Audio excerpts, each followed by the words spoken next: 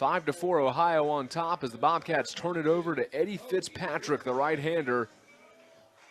Redshirt senior from North Attleboro, Massachusetts. Fitzpatrick making his third appearance of the season.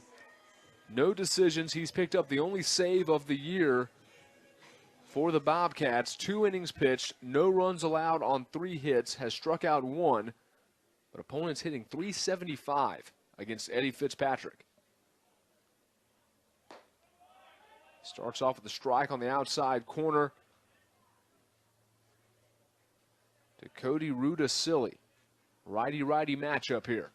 The bottom of the 6th, Wofford trailing by a run. Swings through a fastball outside again. 0-2 count now.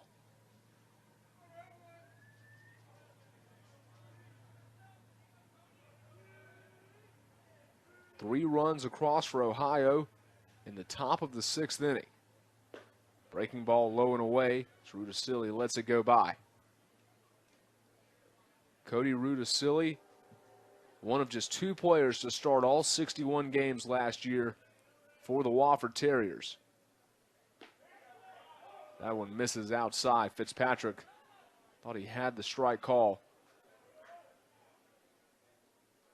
Rudasili making his 89th consecutive start today for the Terriers.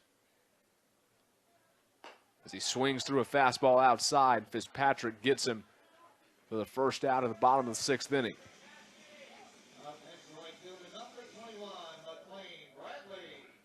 I'll bring up McLean Bradley with 1 out in the bottom of the 6th inning. Bradley entered the day as one of the top hitters in the order for Wofford, batting .366. He fouls that one right side. Bradley, an all-star last summer for the Onondaga Outlaws of the New York Collegiate Baseball League.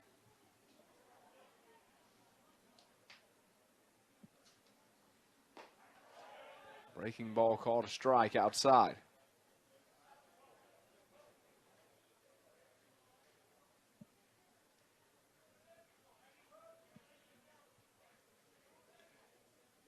Fitzpatrick in to relieve Jake Rudnicki,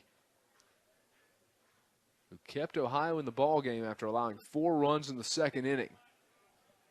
That fastball gets away to the backstop. Fitzpatrick's really tried to hammer that outside corner here, the first 2 batters he's faced.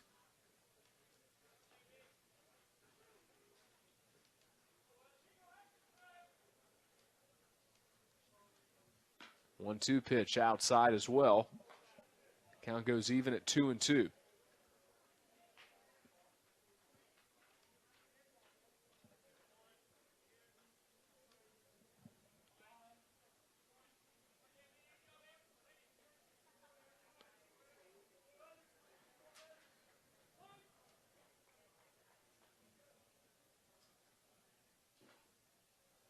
Two-two pitch grounded to the right side of the infield. Running in, making the grab, and quick throw on to first in time.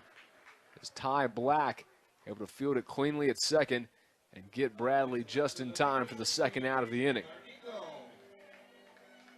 2 down and nobody on as Bradley is retired. That'll bring up Chandler Ingle, the left fielder.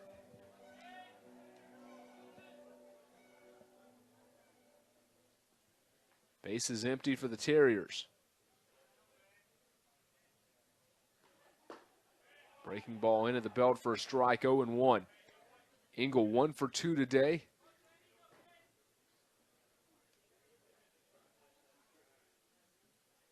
An RBI and a run scored. He's also struck out looking.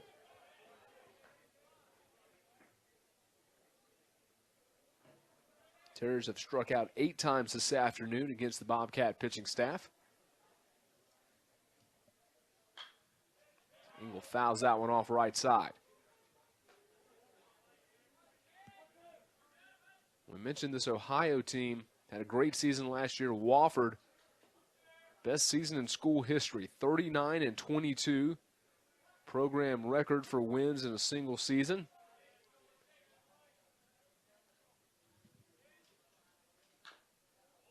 As Ingles stays alive, just tips that one off the end of the bat.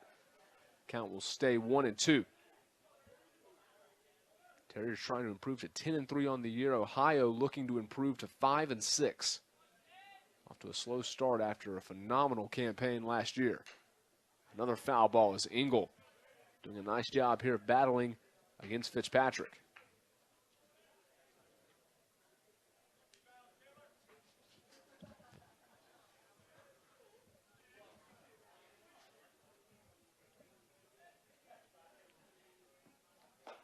One-two breaking ball called, strike 3 of the letters. Fitzpatrick ends the inning with a strikeout of Chandler Ingle. Ohio holding a 5-4 lead.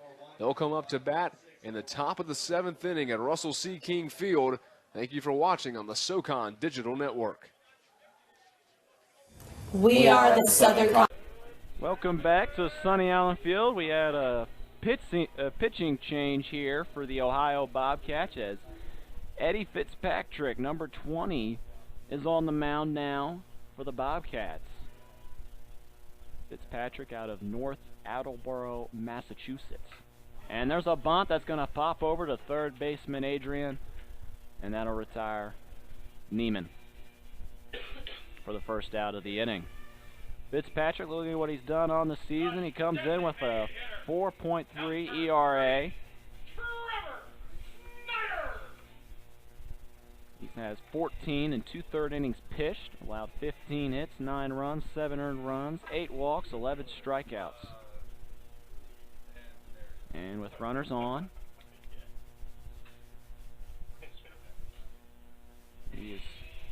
batters are batting .226 with runners on against this guy. As the designated hitter, Trevor Snyder, steps up to the plate. Snyder grounded out to the shortstop in the second, but made up for it in the third with the big 2 RBI double. Put Moorehead State on top, and as they still hold the lead. And with runners on second and first, Snyder has another opportunity to deliver some runs here for the Eagles. Fitzpatrick leans in, settles in. Here's the kick, the pitch, and he throws that on the outside part of the plate for strike 3. And down goes Snyder, so 2 quick outs for Fitzpatrick. And after giving up 2 straight walks, the Bobcats pitching staff made a change, and Fitzpatrick appears to be the go-to guy right now, as he has retired 2 guys rather quickly in a row. And Nico Holsizer will step up to the plate with runners on, first and second, and with an opportunity to help the Eagles do some damage. Holsizer on the day, 0 for 2 at the plate. Grounded out to short in the second, and grounded out to third in the third. And there's a drive out to right field, but Ibarra will hover under it and make the catch. And after drawing 2 quick walks, Ohio settles down and gets them to go 1-2-3, courtesy of Eddie Fitz. Welcome back to Sunny Allen Field. Justin Chartrand bringing this game to you on the OVC Digital Network. Leading off the inning for the Eagles, number 34, catcher Hunter Fain. Fain on the day, has drawn 2 walks, both coming in the second and the fourth. And first pitch is swinging away, fouled back behind home plate. Looking at what's due up for the Eagles, Fain at the plate, Braxton Morris on deck, and Reed Leonard in the hole. Eddie Fitzpatrick still on the mound here for the Bobcats. Fitzpatrick got out of the inning in the bottom of the 5th, as he came out with runners on second and first, drawn by 2 walks from surrendered by Kenny Ogg, and then Fitzpatrick was settled down and retired 3 straight to get out of the inning. And we're 2-2 here at Sunny Allen. And the weather has been odd. It's been, to say the least, the sun blue has popped through today during this game, and now the gray overcast resumes its rightful place of the throne in the sky. 2-1 is the count. 2-2, my bad.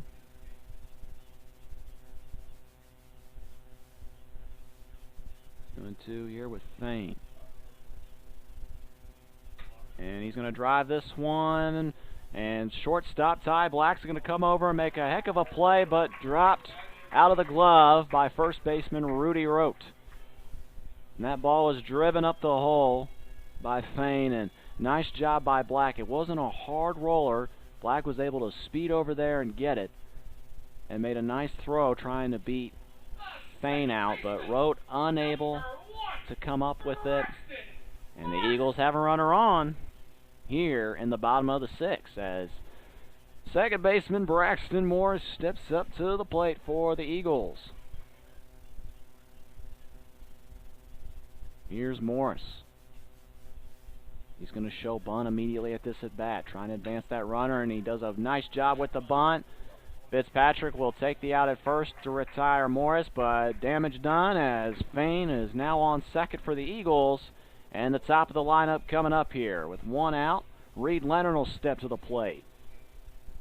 The shortstop, number 7. And I've been talking all year about, it seems like when the Eagles get a lot of good offensive production, Reed Leonard is the start of that. Reed Leonard, he can be the start of that by getting on base, and the batters following him find a way to bring him around, or if you have runners on base and Reed can advance them or bring them around, good things seem to follow an at-bat, a good solid at-bat from Reed Leonard. And he steps up here with an opportunity with a runner in scoring position. Eagles are 1 for 8 today with runners in scoring position. And man on second, Leonard finds himself 1-1 in the count. Looking at what Leonard has done today, he is 1 for 3, got a single in the first with a liner up the gut, and this one's going to be driven down the right field line, but it's going to go foul out of play. Looking what he's done, he had that single with a ripped line drive right up the middle to start the game. Then he grounded out to third in the third, and he flew out to center in the fourth. And here's Fitzpatrick as he settles in. Here's the pitch. Outside, and home plate umpire is going to call that one a strike. And Reed Leonard will sit down off the strikeout. And that is the second strikeout today for Fitzpatrick. And we've got a warning issued by the home plate umpire to Reed Leonard. Leonard obviously disagreed with the call. And with 2 outs in the inning, Ryan Kent will step up with a runner in scoring position.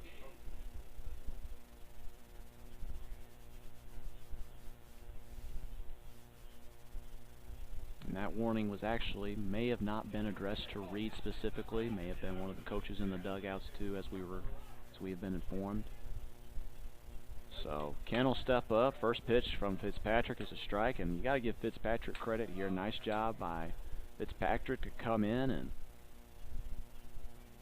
with 2 runners on in the bottom of the 5th, with the Eagles looking to make noise, and was able to retire them in 1-2-3 fashion. And then comes out here, and with 2 outs, they've got a runner in scoring position, but he has a chance to get out of this inning as well. And Fitzpatrick will throw that one low and in the dirt. 2-1 is the count. Looking at what Ryan Kent's done on the day, he drew a walk in the first, he struck out looking in the third, and he flew out to right in the fourth. And within 2 out situations, Kent is batting at his batting average sits at 256, something I'm sure he would like to see go up. But with runners in scoring position, he's at 395. So, looking at Eddie Fitzpatrick's numbers, in 2 out situations with runners on, Eddie Fitzpatrick, opponents are batting 238 against him. His pitch count sits at 16. 13 of them have been strikes. And both pitchers, Wilson and Fitzpatrick here, thrown strikes since they've got in, and that's been a saving grace to them and many. You never want to put runners on for free. That's why Kenny Ogg was pulled after drawing 3 walks in his 1 1/3 inning pitch today.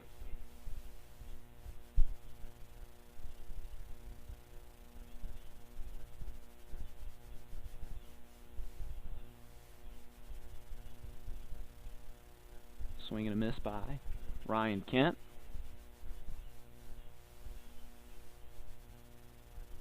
Three and two, full count with 2 outs. And Hunter Fain on second. Eagles trying to recapture the lead. After Ohio tied it up on the sacrifice fly, this one's going to be popped up and out of play. Kent making Fitzpatrick work at this at bat.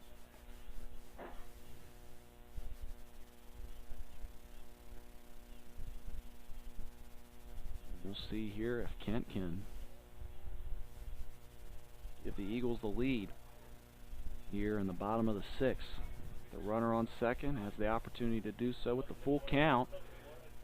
On deck is Will Schneider, followed by Alex Stevens in the hole. And this one's driven out to right field. Chasing is Spencer Ibarra. It's going to be off the wall. That's going to drive in the run. Kent's going to go sliding into second. Head first. Safe is Ryan Kent. And Kent will take the RBI double, and Moorehead State recaptures the lead over the Bobcats here at Sunny Allen. Heck of a play by Ryan Kent, who's been on a tear lately and termed as the double king in the past Austin Peay series for the 4 doubles he drew in the doubleheader. Kent strikes again. Spencer Ibarra went chasing back after that one, almost made the play. Ball was just a little too much out of his grasp to bounce off the wall.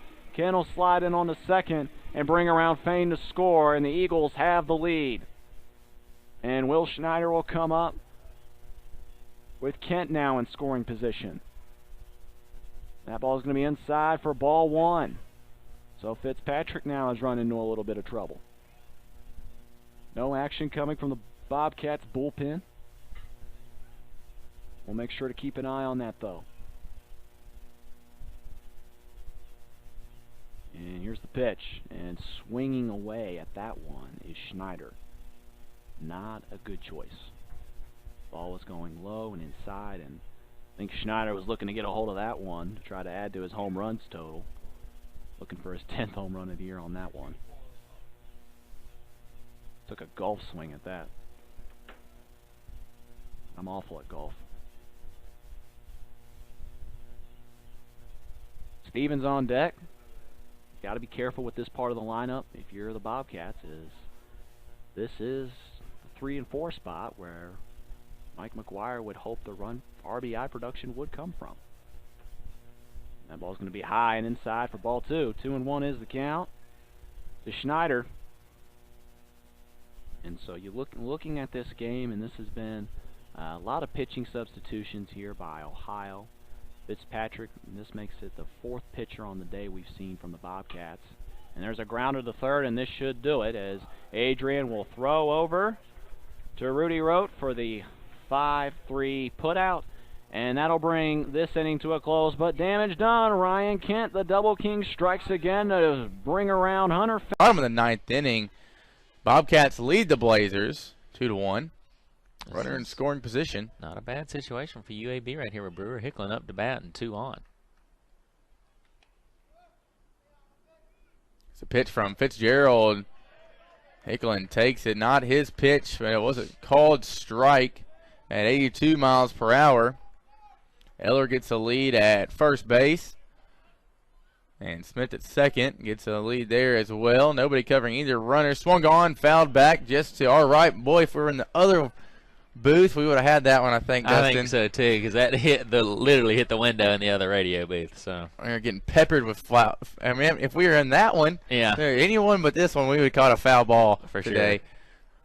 Sure. Two strikes on Hicklin, no balls, 2 runners on, 1 out. Bottom of the 9th inning. Swung on, fouled back. This is it was just low. I was there. I was ready. I'm gonna wait now. I'm gonna be here. I'm gonna get one here in a second. Oh, we need to bring a net in here with us next time. We probably could have caught a couple of them today. We definitely could have.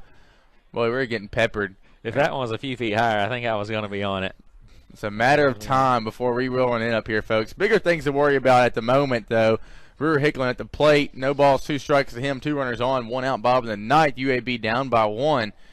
Hicklin, the leadoff hitter, stands in there. Just a bit outside. This pitch outside. Good patience from Brewer. Adam Smith at second base with good speed there. Corey Eller standing at first. He has some speed as well. Nobody holding either runner on. 1 out. Count is 1-2. Hicklin batting .368 coming into today's game. Swings at the next pitch. Foul tip, but caught by the catcher. And so it's a strikeout. That is that. Now coming to plate, the last hope for the Blazers, number 2, Evan Peterson. 2 on for Petey. 2 outs, and he's facing off against the closer for the Bobcats, number 20, Eddie Fitzpatrick. Peterson, this will be his time to shine, the senior right here. He gets one deep into the outfield, could at least get this thing knotted up. So Peterson going to have to get in here and prove his veteran ownership right here. Evans stands in. Big situation for the Blazers trying to sweep the Bobcats. They're down by 1 run. Fouls one off. Didn't want to go after that pitch. He's clearly frustrated with himself there after he made contact with that ball. And if he takes some runs from Friday night or Saturday and add them to this game, the Blazers would have been packing their stuff up already. But credit the starting pitcher, Jake Runicki, to hold the Blazers down. Yeah, he played a great game today, no doubt about it. Peterson stands back in. 2 on for Evan. Takes the next pitch outside for a ball. That one was close. Eddie Loggins goes with the strike on that one. Or excuse me, goes with the ball on that one. The catcher was set up way outside. I think maybe if he was directly behind the plate, it could have been called a strike. Didn't do a great job at framing that one. Fitzgerald gets set again. Swung on, swinging bunt and foul. So count now 1-2 to Peterson. UAB down to their last strike. The record stands right now at 3-3. Outfield shifting left. Instructed by their coach. Right fielder deep. The left fielder in further.